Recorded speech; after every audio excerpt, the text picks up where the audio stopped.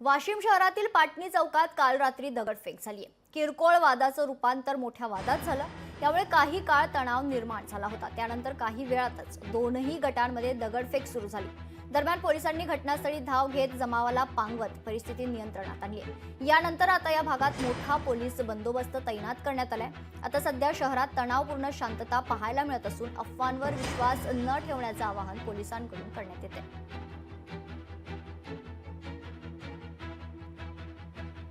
पाटणी चौक वाशिम येथे दोन युवक मोटरसायकलवरून जात असताना तिथून जाणाऱ्या एका फेरीवाल्यासोबत त्यांचा वाद झाला। त्यानंतर त्या मोटरसायकलवर युवकांनी नजर चुकून दुसऱ्याच इसमाच्या हातावर वार केला।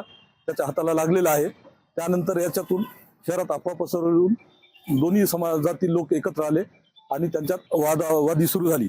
पोलिसांनी तात्काळ त्यात हस्तक्षेप करून परिस्थिती नियंत्रणात आणली।